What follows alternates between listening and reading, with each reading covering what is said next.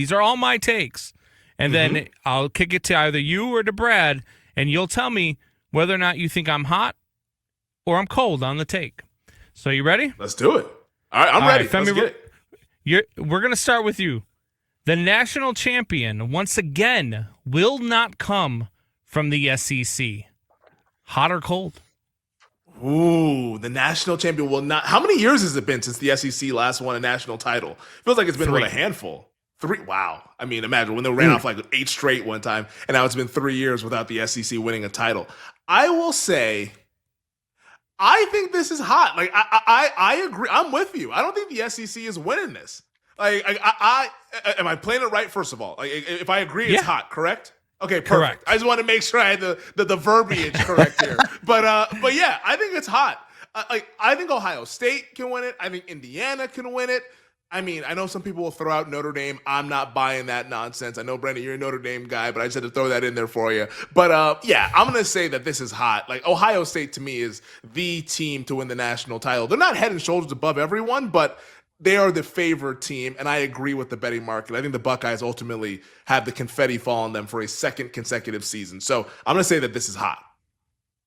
And I'm going to concur with you, Captain. I think it's muy caliente as well. I will say it's also hot. It's Ohio State's trophy to lose, in my mind. Again, whether with the eye test or the advanced analytics, I mean, they pass every test with flying colors. They're number 2 in the country EPA per play offense, number 2 in the country EPA per play defense.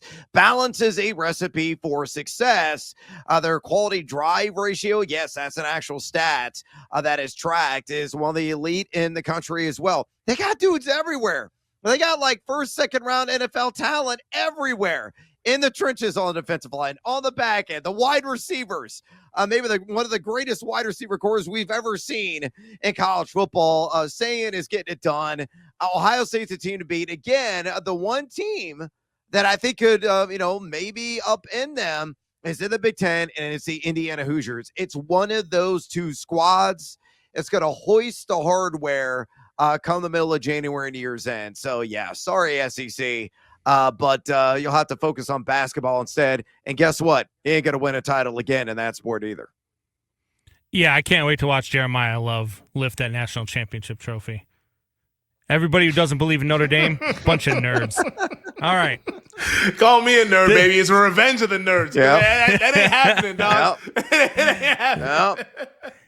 All right. This one here, Adam was kind of in line with, right, with his Heisman talk. And I look at the schedule and I look at everything about this, and I believe it.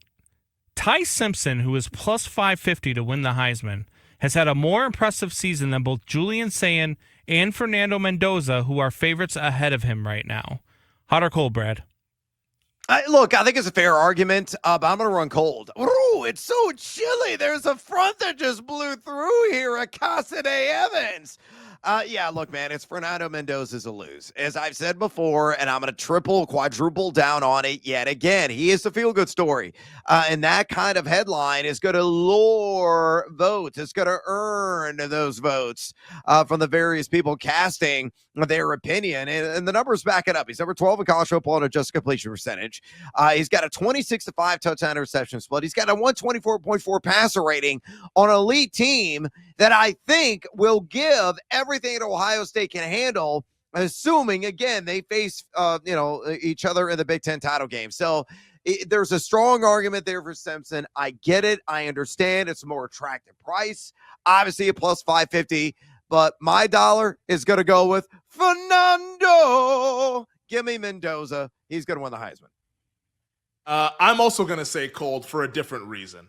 And this is not something that I would bet, because we just talked to Adam, and I also think, from what I've heard from other voters, this guy might not be as in the minds of voters as the betting market thinks. But I actually think Julian Sayin should win the Heisman. And if I had a vote, I would vote for Julian Sayin. He's been the best quarterback in the country. He's been unreal. Like, I get it. He has awesome teammates and Smith and Tate, and it's Ohio State. They got NFL dudes all over the place, but they still need a trigger man to throw them the football. And if you look at QBR, who leads the country in QBR? It's Julian Sayin at 91.1. Ty Simpson is 13th in the country in QBR. That's very good, but it ain't number one. Fernando Mendoza's fourth. We're going to see those guys match up in the Big Ten title game. I don't think he's going to win it because he's a freshman and the voters are enamored with the story. And there is no story. There is no narrative with the Ohio State guys. The story is, hey, Ohio State's really, really good, just like they were last year. It's not anything new. But if we're just looking at who's playing well, the individual performances, is Julian Sayin above the rest. I think he's being hated on just because he has other good players around him. So I'm going to go cold on the take. Ty Simpson, 67% completion percentage, 21 touchdowns to 1 interception, 2,500 yards passing in a schedule that has seen 5 different top 15 schools. He is not playing the Perkins School for the Blind like Julian Sayin is playing against, okay? So Ty the Simpson, Big Ten slander. Ty Simpson is absolutely should be the front runner for the Heisman Trophy. Blasphemy. Just give it to the Bama guy, I guess, huh? That's what we're doing. Yeah, right. Hey, the schedule is tough, but also, Julian Sayin's been better. What do you want me to say? All right. Fernando. Speaking of guys I love, Jeremiyah Love will be a top 5 pick in April's NFL draft. Hot or cold, Femi? Oh, that's cold. A running back is not going to go that high. I know Genty, he almost did, but it's not going to happen. And I love Jeremiyah Love. I think Jeremiyah Love's better than Ashton Genty. Jeremiyah Love is dynamic, and I hope the Dallas Cowboys can get Jeremiyah Love, even though they have way more needs than a running back. But we just know how the draft goes. It's going to be quarterbacks, and everyone's talking about Dante Moore, Mendoza, Simpson. They're going to be talking about pass rushers, Arvell Reese at Ohio State. There's so many guys that are going to be valued at premium positions to where even though Jeremiyah Love is an absolute stud, and pound for pound, he is the best player in college football, I don't think he's going to win it, or I don't think he's going to be a top 5 pick. So I'll say cold on the Jeremiyah Love this spring and the NFL draft. I agree, man. I got major shrinkage thinking about him being a top 5 NFL draft pick. You don't want that, kids. Running backs are always discounted. And look, he may be a back-end top 10 pick. Obviously running back could be an area need for some teams if they're willing to spend that kind of draft capital on the position. And look, he's incredible. 3.86 yards after contact per attempt. That is appreciable. He's got a missed tackle rate of 27.9%. He's got nearly 1,000 yards on 154 rush attempts with 13 touchdowns. And he's catching the ball too. So he's a legitimate 3-down threat, will be a turnkey prospect at the NFL level. I just don't see teams, again, spending that kind of high draft capital on a running back. He could fall into the teens, and it could be a steal of a deal for a particular franchise. Oh, wouldn't it be nice, Brando, if he were a Chicago Bear? Wow. Kyle Monangai erasure. Yeah, that's what I'm saying. This is just this Chicago propaganda. We got Notre Dame, we got Bears. I mean, come on. We got. I would love nothing more than for Jeremiyah Love to be in a Chicago Bears uniform. I've been saying it all season long that he is going to play well on Sundays, and I would love for it to be in a Bears uniform. I'd hate for him to get ruined in Dallas. But we'll see. The reason why I think top 5 is because when you look at the top 5 picks right now would be Tennessee already has their quarterback. The Giants already have their quarterback. The New Orleans Saints, questionable on whether or not they have their quarterback. Probably not, right? And then you got the Browns and the Raiders.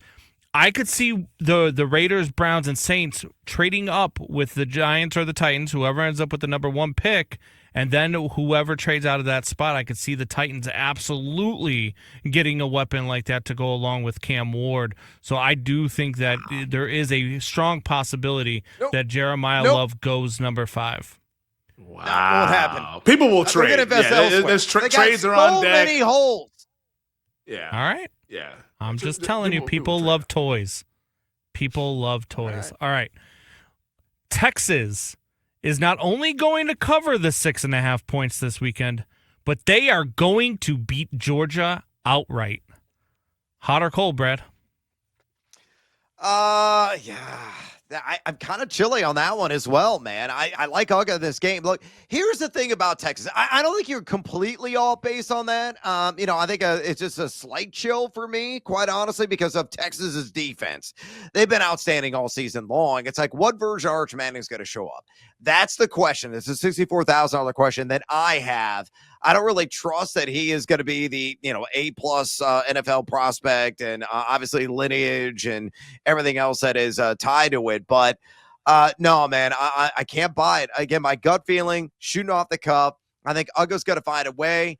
Texas may cover, and I kind of like the under in that game, but I don't think Texas is going to win outright. So chilly, cold, however you want to define it. Ooh, he's going cold. We got a missed field goal to end the half. Let's go for the under. Let's go for the plus 13.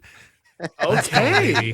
A missed field. I just assumed that they were going to make it. I was like, oh, New England got into field goal range, whatever, they're going to make it. So 14-7 at the half, huh? All right. Like it. Okay, we'll see. We'll got a chance. We'll talk second half markets to wrap up the show coming up in the next segment. To answer your question, though, hot or cold on Texas, not only covering but winning outright. Oh, we're feeling hot. I love it. Hook 'em horns. They're going into between the hedges. We're cutting up all the hedges. I think there's something off with this Georgia team. I can't put my finger on it, but I think Texas, with the extra rest, Sarkisian has had the bye week to prepare and get ready for what Kirby Smart and that team's going to do. If Sark can just get the red zone right, because that's where Texas has been struggling. It's been in the red zone, but I think if they get it right, Arch Manning will play his best game as a Texas Longhorn. If you like Texas plus 6.5 like I do, you also need to bet them on the money line. Hook 'em horns. They win it outright to keep the CFP hopes alive. I love it. Wow. I love it. Attaboy, Femi. Attaboy. Let's go. Me and McConaughey. We're here. Brad's over here playing the old Joe O fade or fade Brandon game over here. All right. Yeah. We're going to last one here. Georgia Tech is the best team in the ACC. And it's not really close. Ooh. Femi, hot or cold? I'm going to say cold, just because I think that conference is way too jumbled together. Are they the best team? Maybe. But we can make cases. We can make a case for Miami, even though the Hurricanes have been stubbing their toe recently. I think that the ACC is way too flat to say not even close. So I'm going to go cold with the Atlantic Coast Conference. I'm going to say hot because Rob Brown implores it, and he will not be my friend anymore if I don't support him and his Georgia Tech love. So I got to go there. I can hear him screaming and yelling at me right now from South Carolina. I love Georgia Tech. You got to go with the sting of the Yellow Jackets. I'm hearing it. I'm playing a repeat in my head. You look at the advanced data with this team, the number 16 EPA offense, very commendable. Defensively, they have issues. They're now outside the top 70 in EPA per play D. And they have a lot of issues on the back end defensively. They've been decent in terms of defending in the trenches, but versus the pass, that's where they get picked apart. But are they the best team in the ACC? I think there was a very strong argument for it. However, I agree. Conference wide open.